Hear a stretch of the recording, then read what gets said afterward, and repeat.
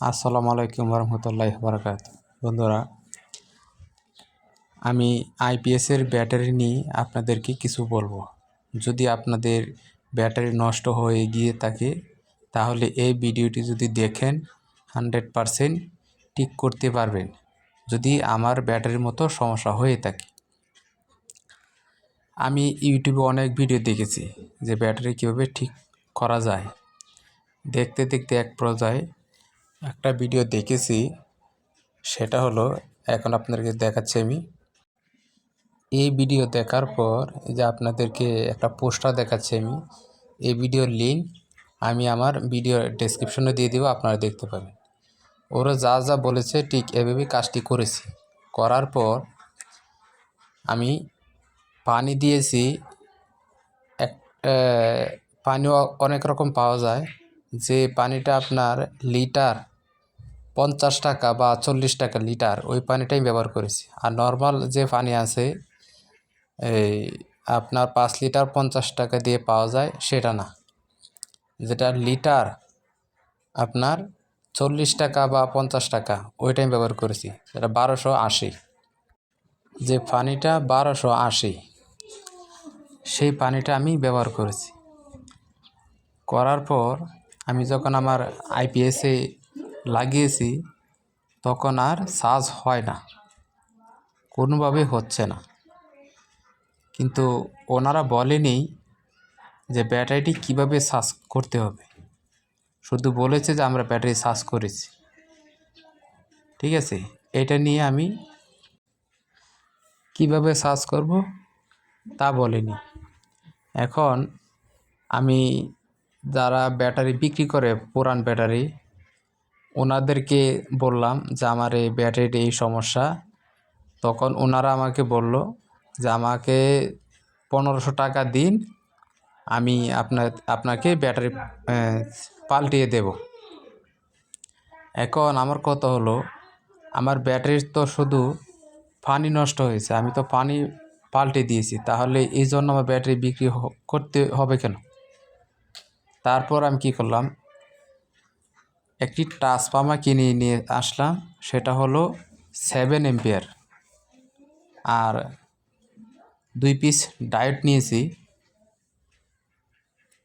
2 piece diode নিয়েছি 6 ampere করে, আর একটি ক্যাপাসিটার নিয়েছি, সেটা হচ্ছে আপনার 4700 ইএফ, সেই ক্যাপাসিটার নিয়েছি। নিয়ে তারপর আমি ট্রান্সফর্মার তৈরি করেছি। এরকম ভিডিও আপনারা অ্যাভেলেবেল ইউটিউবে পাবেন, যে কীভাবে ব্যাটারি চার্জার তৈরি করতে হয়। আপনারা অ্যাভেলেবেল ভিডিও পাবেন, সেটি দেখে আপনারা করে নেবেন। ঠিক আছে, তো আমি যে করেছি সেটির ফটো আপনাদেরকে দেখাবো, আমি সমস্যা নেই, দেখাচ্ছি। তারপর এই ট্রান্সফর্মারটা আমি বাজার থেকে কিনে নিয়ে এসেছি। এটার দাম অনেক জায়গায় অনেক রকম, আমি দামটা বললাম না। কোনো জায়গায়, ঠিক আছে তারপরে বলে দিচ্ছি, কোনো জায়গায় 600 টাকা বা 550 বা 700 টাকাও হতে পারে। আপনারা ওটা দেখে কিনবেন। ঠিক আছে, এটা কিনে নিয়ে এসে তারপরে আমি এটা সুন্দর করে ফিটিং করেছি, করে আমি চার্জে লাগিয়েছি। লাগানোর পর প্রায় 1 থেকে 1.5 ঘন্টা সময় বা 2 ঘন্টার সময় আমি চার্জে দিয়েছি ব্যাটারি। এটা দিয়ে আমি চার্জে দিয়েছি। দেওয়ার পরে এই ব্যাটারিটা তখন 12.7 পর্যন্ত চার্জ উঠেছে, মানে দেখাচ্ছে চার্জ উঠেছে। আর এই যে মেশিনটি দেখতে পাচ্ছেন, এই মেশিনটি দিয়ে 0 থেকে এ পর্যন্ত চার্জ করতে পারেনি।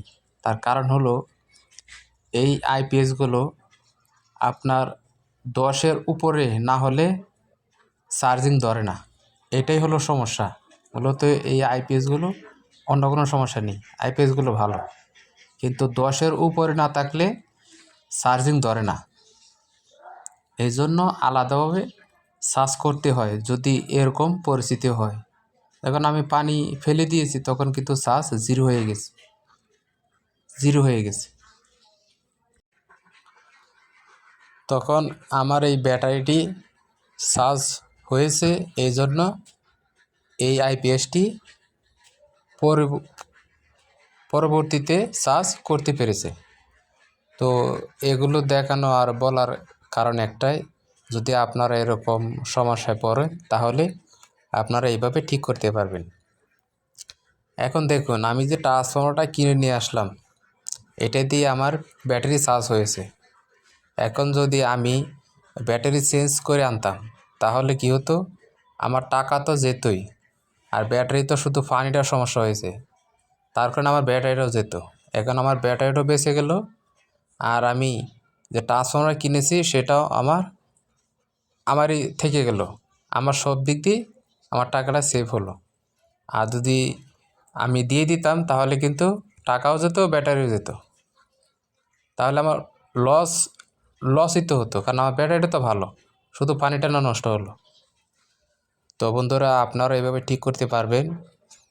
আশা করি আমার এই ভিডিওটি যদি পূর্ণতা দেখেন, তো আমার এই ভিডিওটি যদি ভালো লাগে তো অবশ্যই লাইক সাবস্ক্রাইব করবেন, আর আমার এই চ্যানেলটির সাথে থাকবেন। আজকে এই পর্যন্তই। আসসালামু আলাইকুম ওয়া রাহমাতুল্লাহি ওয়া বারাকাতুহু।